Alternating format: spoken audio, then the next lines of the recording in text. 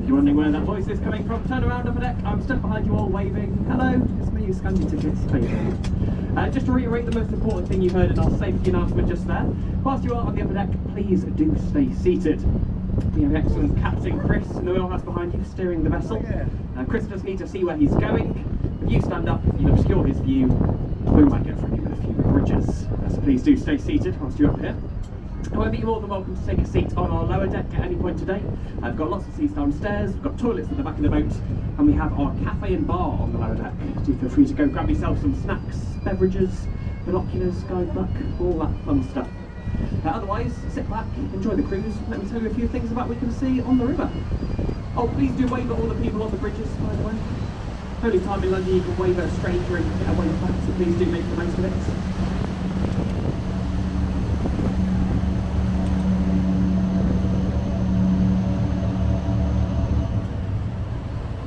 My name is Jordan, by the way. I'm going to be your guide for today. I'm joined by my colleagues Mick and Jason downstairs. If you've got any questions, you don't help with anything, just come speak to any one of us.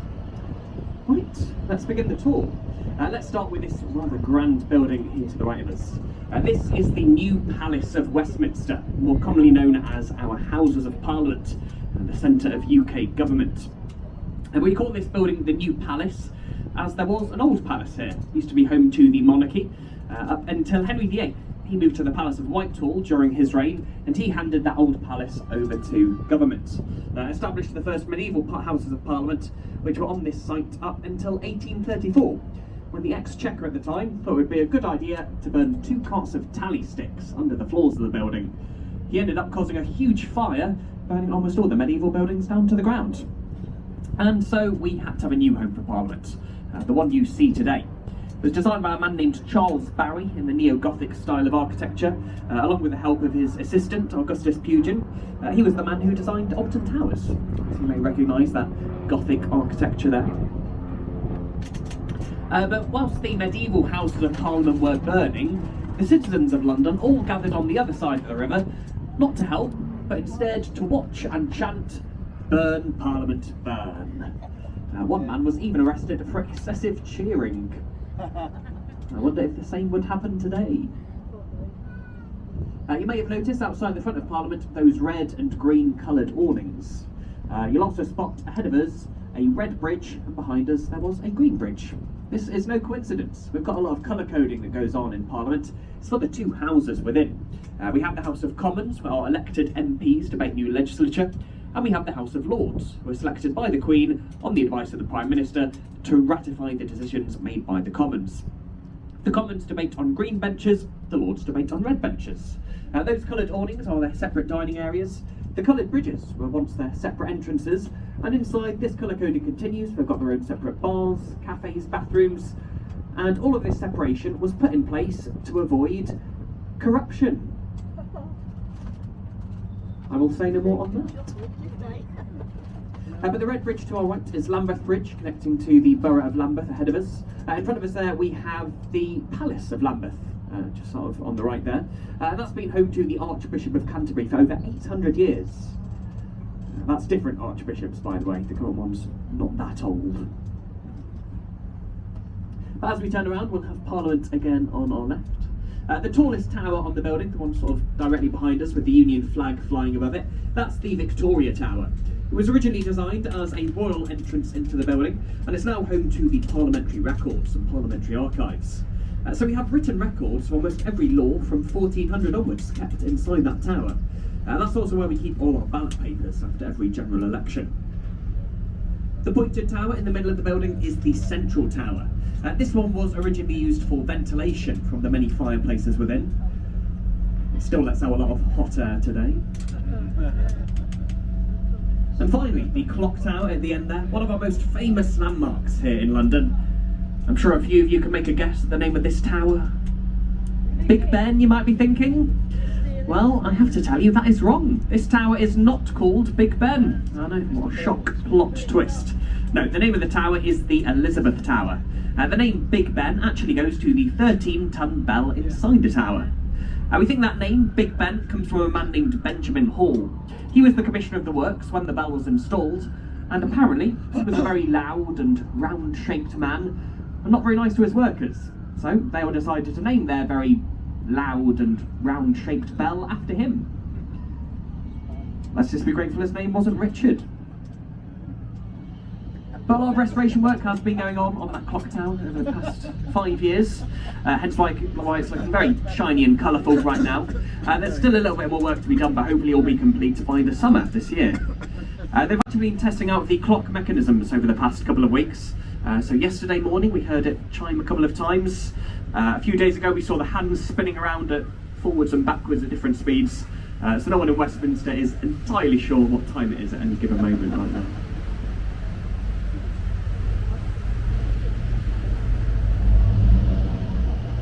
But they do say the workers on Big Ben are very, very tired. But then again, they are working around the clock. The jokes are not going to get any better than that, just to warn you now. So now, I'd like to take some time today to talk to you all about my employer. That's right, it's the lastminute.com London Eye. The London Eye, standing at 135 metres high, is the world's tallest cantilevered observation wheel.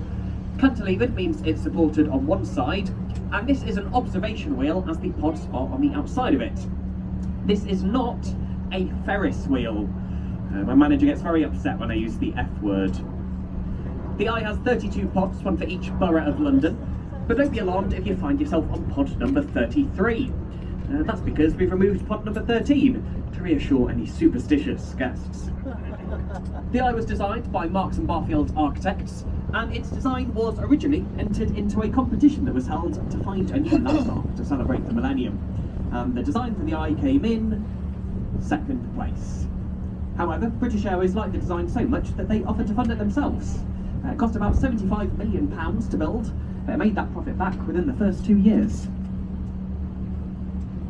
This next bridge we're approaching is the Hungerford Railway Bridge, a Victorian bridge connecting to New Charing Cross on the left. Charing Cross station there, designed in 1991, is supposed to look like a steam train coming out of a tunnel with smoke billowing all around it. If you can see that, well done. I just see a big toaster, but what do I know? And on either side of the railway bridge we've got the Golden Jubilee footbridges. These are the newest bridges in the city. They opened in 2002 to celebrate the Queen's Golden Jubilee.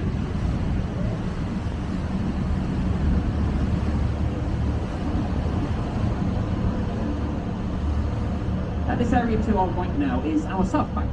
The South Bank Centre has its origins in the Festival of Britain of 1951, which was intended to be a tonic to the nation after World War II. The main building that survives from that festival is the Royal Festival Hall here on our right, and they've got a huge concert venue in there. Also, this was where the UK hosted Eurovision in 1960, after our win in 1959. You may have seen Eurovision a couple of nights ago.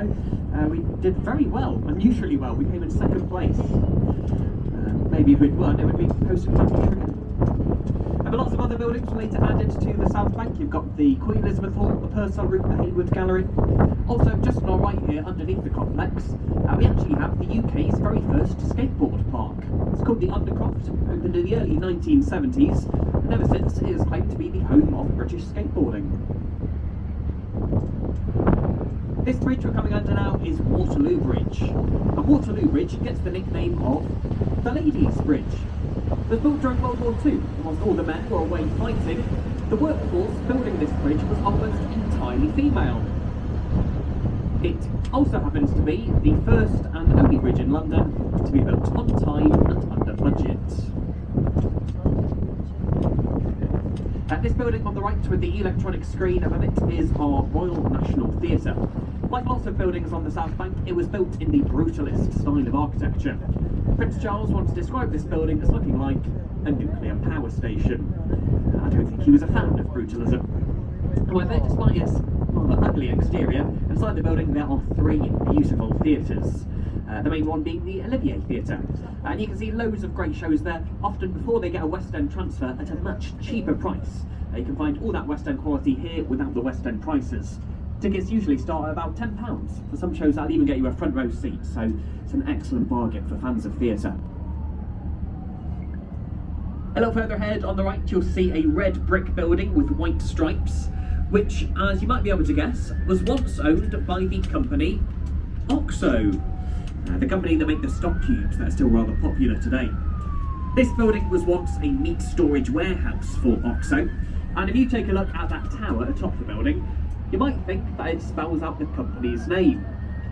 However, I have to tell you, that is technically not true. In the 1930s, when this tower was built, skyline advertising was illegal, and so Oxo were taken to court for building that tower. Fortunately for them, they had a clever lawyer who made the argument that they had ordered a random set of geometrically shaped windows. One circle, one cross, and one more circle. And they got away with it. Unbelievable.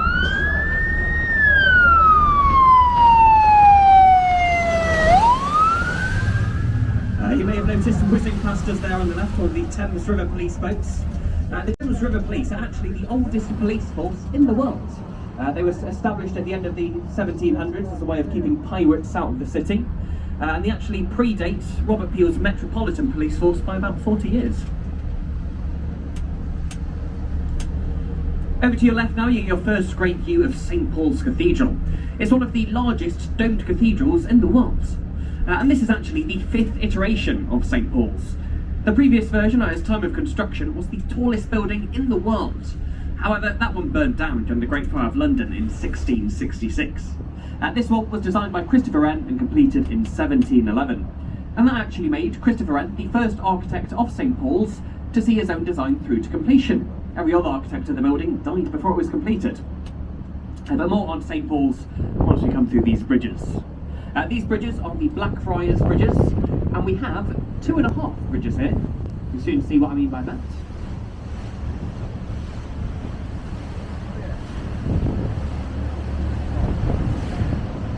So as we pass through, if you take a little look to your left and right, you'll see these mysterious red columns.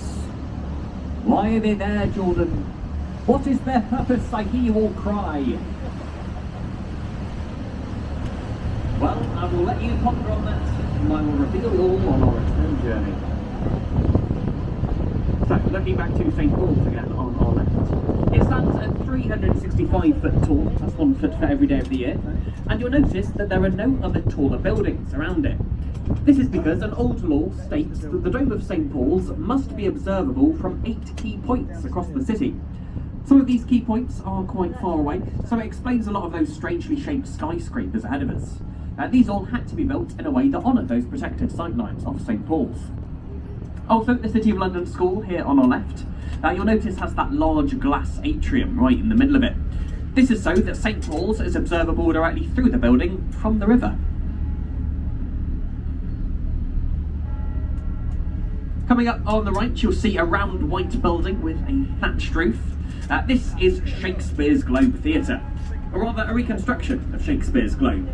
In 1970, the American director Sam Wanamaker came to England hoping to find a monument to Britain's greatest playwright, William Shakespeare, and he found nothing. So he took it upon himself to build this reconstruction. It was completed in 1997, and it used all the same Elizabethan construction methods as the original. So no electric tools were used to build the globe here. It's made from green oak wood, carved and shaped by hand, and that is the only thatched roof you will see in London. Thatched roofs are outlawed in London after the Great Fire, but they got special permission for that one there. The original theatre would have stood a little further ahead, not through all that scaffolding and white sheeting is now. The Globe stood on that spot until 1613, when they put on a production of Henry VIII, and they decided to use a live cannon to create the sound effects of thunder. The sparks from that cannon landed on the thatched roof, setting the theatre ablaze. You could say it was a performance that brought the house down. Funnily enough, the new Globe Theatre is actually putting on Henry VIII in about 2 weeks' time. Let's hope they have better luck with it this time. Next up on the right, you'll see a small brick building with red windows. This is the Anchor. It's one of the oldest pubs in London. There's been a tavern or alehouse on that spot for around 400 years. My colleague Mick believes it's haunted. He claims to have seen many spirits behind the bar. But lots of famous people have drank in there over the years. Most famously, William Shakespeare drank in there until he was barred.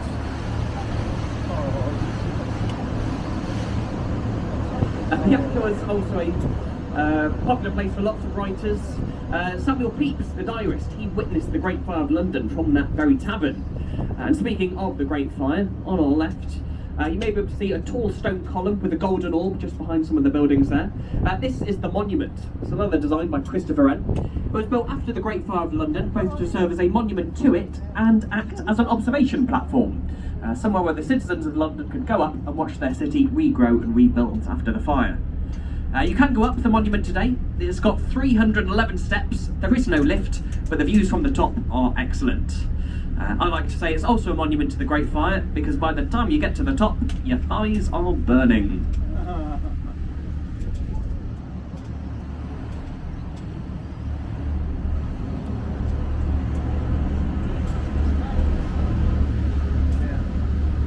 And now, the thing you've all come here to see today. The magnificent, world-famous London Bridge. The magnificent, world-famous London Bridge is directly behind us. We just went underneath it. Yeah, that rather dull-looking concrete bridge behind us was London Bridge. The bridge ahead of us is Tower Bridge. But don't be worried if you get them mixed up. Even Google Images gets it wrong. If you Google London Bridge, it will just show you pictures of Tower Bridge.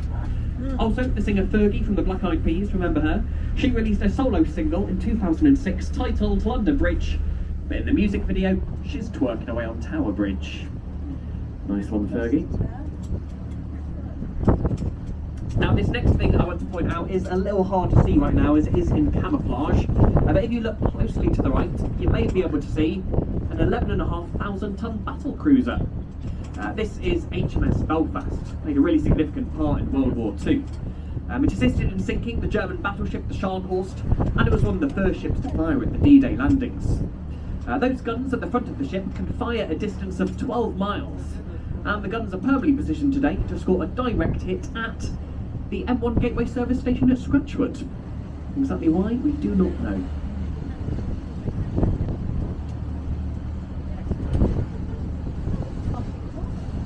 After the war, the government were going to turn this ship into scrap.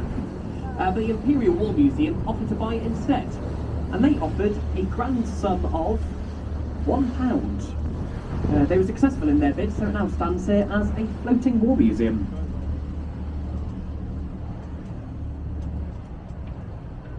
So, we are now approaching Tower Bridge. This is a bascular bridge designed by Horace Jones, built in 1894. That word bascular comes from the French word bascule, meaning seesaw, and it means that the two parts in the middle can rise up and open to allow ships to pass through.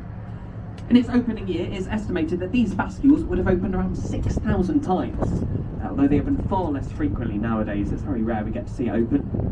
However, any boat that is tall enough, so long as they give at least 24 hours notice, the bridge will open for them, as river traffic always has right-of-way over road traffic here in London.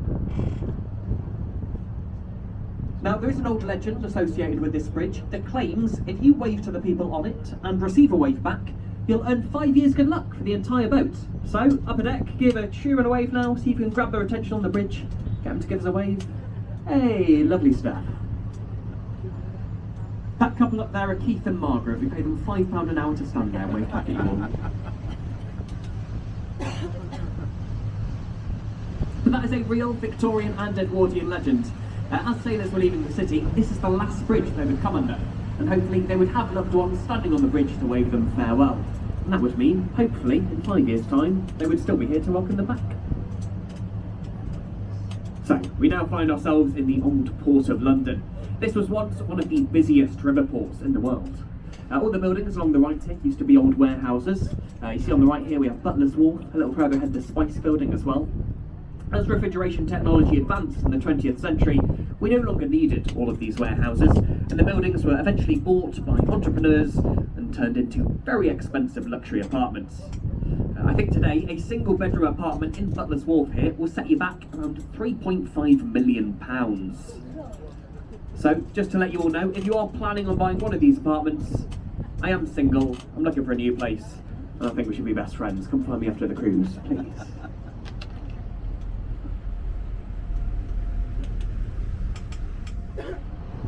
A little further ahead of us we have the area of Wapping. For any American friends on board the boat today, This is the part of London where the Mayflower originally set sail, taking the first pilgrims over to America. Over there now they have a pub named the Mayflower. Outside of it they have a statue of Captain Christopher Jones. He and many of those first pilgrims were all from this very part of London. And as we turn around now, it's now time for your photo opportunity of the day. That's right, it's a selfie with me. I'm joking, you saw that. I do of course mean a photo of the magnificent Tower Bridge to our left. This is an excellent spot for a photo of the bridge from the river, with the entirety of the city behind it. So get your phones out, social media at the ready. If you do post any photos on Instagram tonight, make sure to use all the appropriate hashtags. Hashtag Tower Bridge, not London Bridge. Hashtag Get It Right Fergie. This will get you lots of likes. Hashtag Jordan is the best tour guide ever.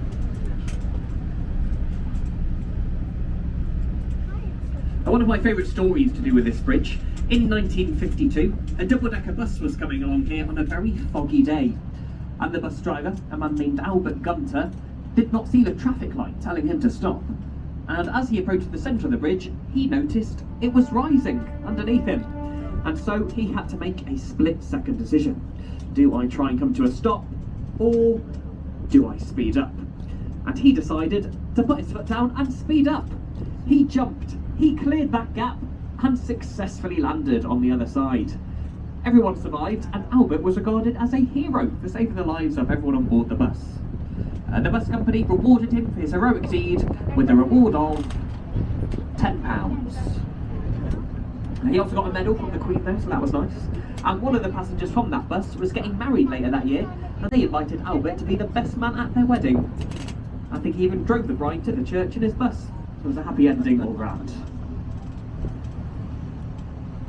Now if you take a look at the stonework on the towers of the bridge here, it's actually purely cosmetic.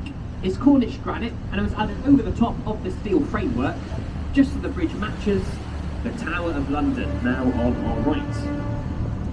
The Tower of London is one of the most impressive fortresses in the UK. It was established by William the Conqueror, completed by William II in the year 1100, and it has had many, many functions over the past millennia.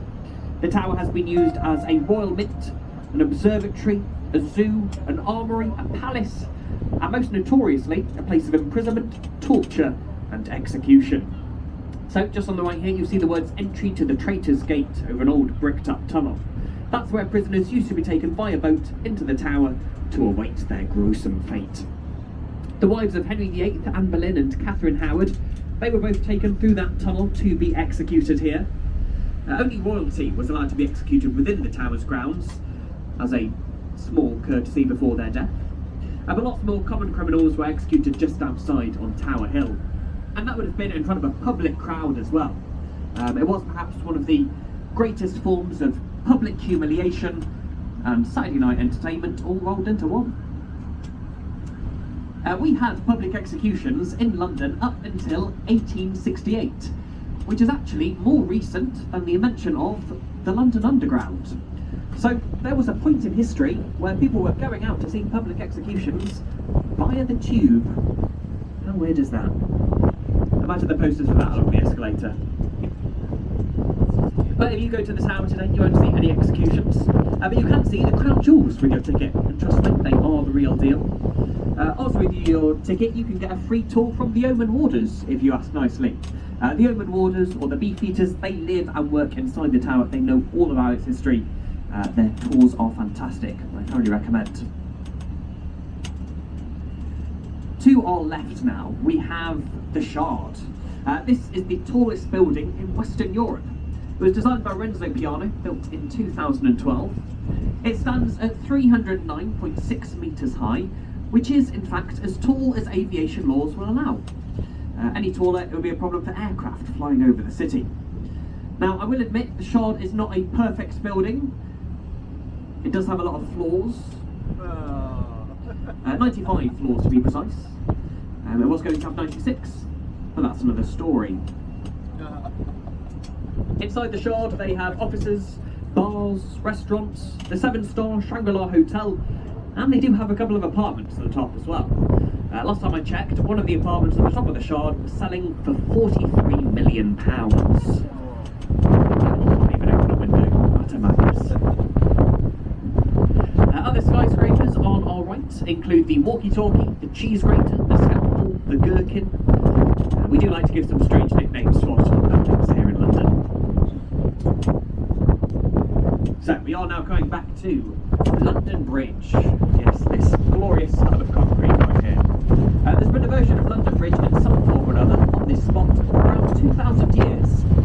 The Romans established some of the first wooden bridges here. We then had a medieval stone bridge on this spot. That one was a very menacing structure. It had 7-storey buildings on top of it and heads on spikes at Southern Gatehouse.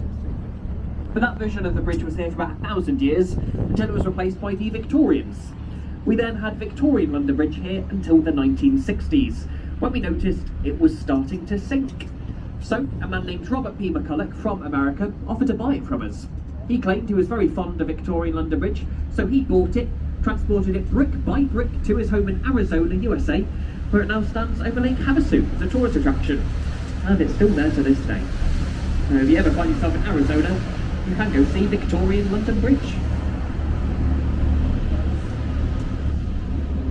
Now, avast ye sailors, for if you look to your left, you will see a pirate ship. Ahar! This is a reconstruction of Francis Drake's Golden Hind. In 1577, Francis Drake set sail aboard the original Golden Hind and became the first Englishman to circumnavigate the globe. This reconstruction also sailed around the world in the 1970s to commemorate that journey.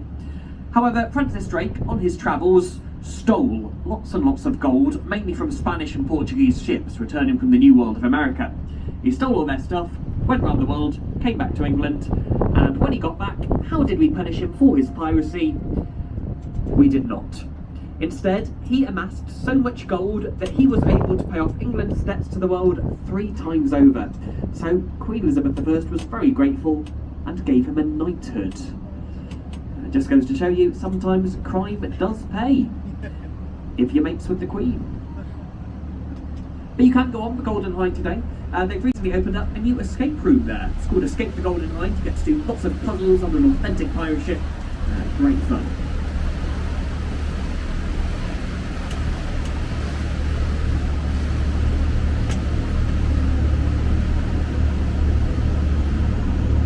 And this next bridge ahead of us is Southwark Bridge. Southwark Bridge was built in the Art Deco style in 1921. But today, Southwark Bridge gets the nickname of the Lonely Bridge, as it gets the lowest footfall out of all the bridges in the city. It connects nothing of particular interest on the left to nothing of particular interest on the right, and Google Maps just generally avoids it. So anyone you see on this bridge today is lost. If they wave at you, it's a cry for help. It is, however, the only bridge in the city which is still gaslit. By that I don't mean we try and convince it it's not a bridge. I mean the lights in it are powered by gas, so it does make a very romantic walk in the evenings, even if you have nowhere to walk to.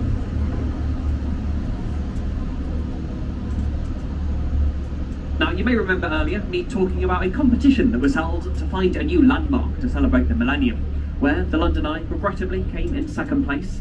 Well, the bridge ahead of us is the design that won that competition. This is Millennium Bridge. It opened in June of the year 2000. In its opening weekend, 160,000 people all walked across this bridge, and they all noticed a rather severe wobble. People were falling over trying to cross the bridge, people were puking off the side of it. It had to close after just 3 days. The bridge's designer was a man named Norman Foster. He was interviewed and asked about this wobble, and he claimed that there was nothing wrong with his design, it's just the way Londoners walk. Apparently we march, who knew? But either way, something had to be done. So they closed the bridge for 2 years while 91 dampers were installed. They even got help from engineers at NASA, and they eventually managed to remove that wobble. Reopened in 2002, and although its promoters intended for it to look like a blade of light across the city, it now just keeps the nickname of the Wobbly Bridge. The bridge has had a rather successful film career though. Most famously, this bridge features in Harry Potter and the Half-Blood Prince, where it gets destroyed right at the beginning of the film. Now interestingly, Harry Potter and the Half-Blood Prince is set in 1997, and this is of course the Millennium Bridge. So I don't know what kind of time travel was going on there. And the building to our left, with the 325-foot brick chimney, was once the Bankside power station until it closed in the 1980s due to the amount of pollution it was causing. It reopened in the year 2000 as the Tate Modern Art Gallery, and it's the world's largest collection of modern art, has pieces from 1900 up to present day. Also, the Tate Modern is free to enter. I definitely recommend a visit if you get the chance. Loads of weird and wacky pieces of modern art to be seen in there. A little further ahead on the left, you can see our newest addition to the skyline. This skyscraper's official name is Number 1 Blackfriars. But as you all know, we like to nickname our tall buildings here in London. So a few have been suggested for this one, including the Baby Bump, the Boomerang, the Cocktail Shaker, or perhaps most popular, the Kim Kardashian.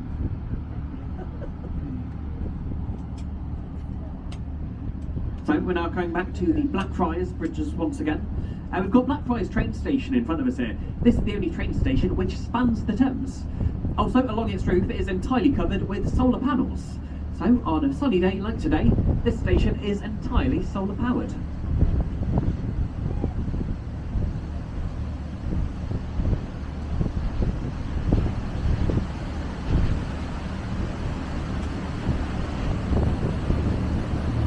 And once again, here are those mysterious red columns. Yes, they are still here.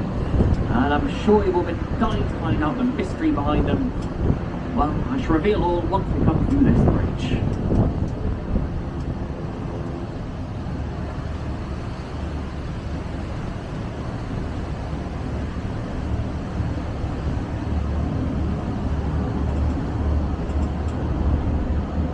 So, those columns once held up the St Paul's Bridge, which was built to hold the London to Chatham and Dover steam railway line, the first steam railway line to cross the Thames. The bridge was built in 1885, but as the years went on, steam engines got heavier and heavier, and the bridge started to crumble and break under the weight of newer trains. Eventually, the bridge had to be removed. However, those columns were so firmly embedded in the river that the only way to remove them would be by using dynamite. However, dynamite would have likely destroyed the newer bridges on either side, and they didn't want to do that. So instead, they decided that the best thing to do would be to paint the columns red, give them a Grade 2 listing, and just hope nobody notices them.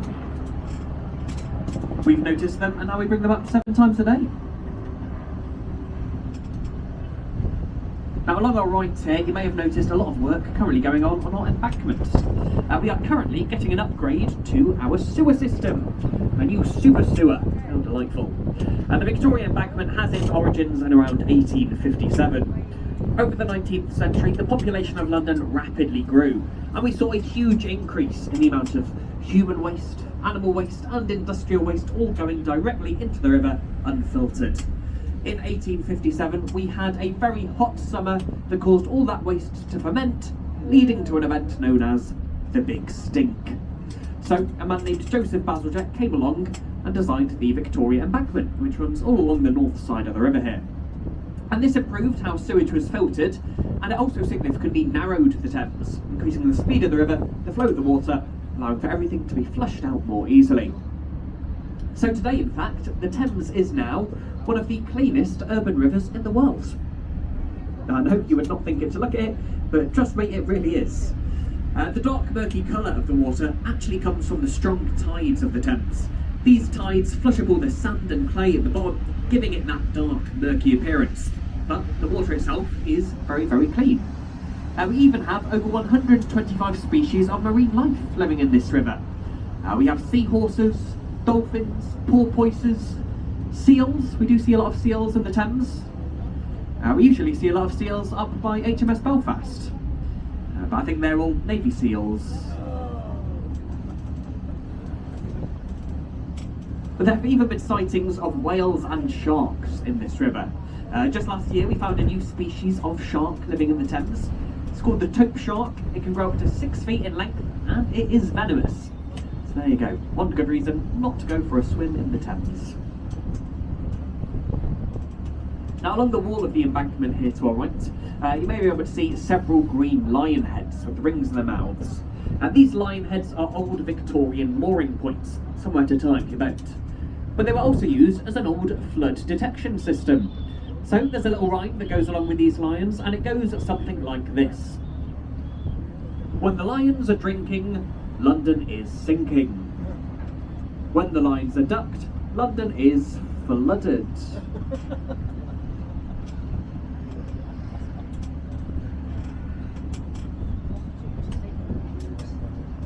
This building on our right with the green dome roof is Somerset House. It's most famously known nowadays for the Somerset House Film Festival that they hold there during the summer months. They've also got an art gallery in there, which is home to the Courtauld Institute of Art. They house some of the works of Renoir, Monet and Van Gogh. But formerly, this building's purpose was to record births, marriages and deaths within the city. So it gained the nickname of the Hatcham, Matcham and Dispatcham building.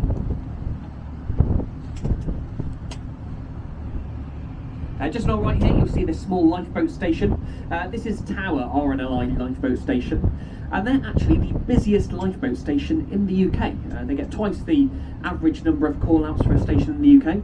Unlike most stations, they have a permanent staff here, and their call-out time is 90 seconds.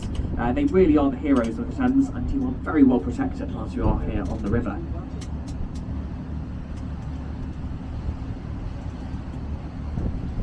Now as we come back through Waterloo Bridge, on our right you'll see a square building with a green tile roof. This is the Savoy Hotel. It was London's first purpose-built luxury hotel. Lots of famous people have stayed in there over the years, from Charlie Chaplin and Marilyn Monroe, all the way up to Justin Bieber and Taylor Swift. The most expensive rooms at the Savoy are in the Royal Suite, and these will cost you an eye-watering £18,000 a night, with a 3-night minimum stay. With that price, you get your own hand-stitched mattress, butler service, and your own personal therapist. There you go. If you're spending £18,000 on a hotel room, you need a therapist. Just on our right here, we have the oldest thing you will see on the river today. This is Cleopatra's Needle. This Egyptian obelisk was built 3,500 years ago under the reign of Thutmose III. And it was given as a gift from Egypt to London in 1819 as a thank you for our help at the Battle of the Nile. I will repeat that. This is a gift. The one bit of Egyptology in London that we didn't steal. Now apparently Egypt were originally going to give us one of their pyramids, but they would only give it to us on the condition that we took the pyramid apart, sell each part to 6 different countries.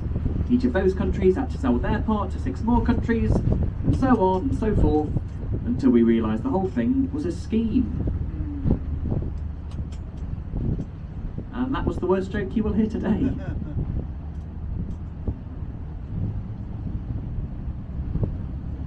As we come back under the Golden Jubilee bridges, this will be your last chance to wave at a stranger and get a wave back. So do make the most of it, get all the waves out of your system. If you try it on the tube layer, they will not be so friendly, I promise you.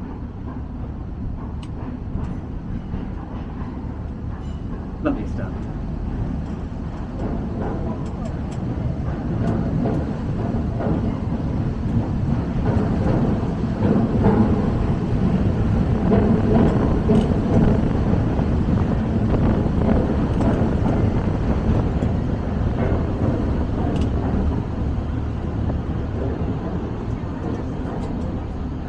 Over to the right, behind the trees, you may be able to make out the top of a building with a light green roof, several flags above it. That is the Ministry of Defence, the MOD. But it gets the nickname of the iceberg. That's what you see of it, is just the tip. It's much larger underground than it is above ground. It's got huge nuclear bunkers where military and civilian operations can be led, and tunnels that connect those bunkers to Downing Street and Parliament. So in the event of nuclear fallout, all our politicians will be safe. How reassuring. In 1999, when the London Eye was being built, the Ministry of Defence tried to take the London Eye to court, as they were concerned that foreign spies would go on the Eye and from the very top use telescopes to look across the river in through the windows of the Ministry of Defence and spy on secret documents. This genuinely went to court, but the court effectively told them, "You're the Ministry of Defence, just buy some curtains," which they did. Case closed. So, we will shortly be returning to the London Eye Pier, but I do ask you all in the meantime to please remain seated. Just while we carry on our docking procedure, get the boat all tied up, do stay in your seats, and I will let you know when it's safe to stand and disembark. We've got a bit of time, so I want to talk about the buildings on the right. Behind the trees, you can see a red brick building. This is Old Scotland Yard. It was the first home of London's Metropolitan Police Force. Just to the right of it, you have New Scotland Yard. In between those two buildings, you'll see a tree with a rather strange branch sticking out of it. That is Special Branch. That was the last bad joke of the day, I promise. The last building I told you about today, on our left here, we have County Hall. This was once home to the Greater London Council until it was disbanded by Margaret Thatcher in 1986. The building is now a home for Merlin Entertainments, among other things. So as well as the London Eye Ticket Office, we have the London Dungeon, Shrek's Adventure, and the Sea Life Aquarium. So if you're ever running out of fun things to do in the city, there's loads of exciting stuff going on here. And of course, we have the London Eye itself. If you've not already got a ticket to go on the Eye today, you can get your ticket upgraded at our office. We do loads of special events on the London Eye as well. We do champagne experiences. We currently have a pub pod on there, sponsored by Jameson Whiskey. That's on there for just one more week. And then that's being replaced by a Jubilee pod. I have no idea what that's going to entail, but I'm excited to find out. We also quite frequently do yoga sessions on the London Eye. So if you're looking for somewhere to do downward dog 135 metres in the air, here's your place to do it. Over the years, we've had over 6,000 marriage proposals on the London Eye. We've had 14 rejections, and it takes half an hour to go around. What would you talk about? How embarrassing.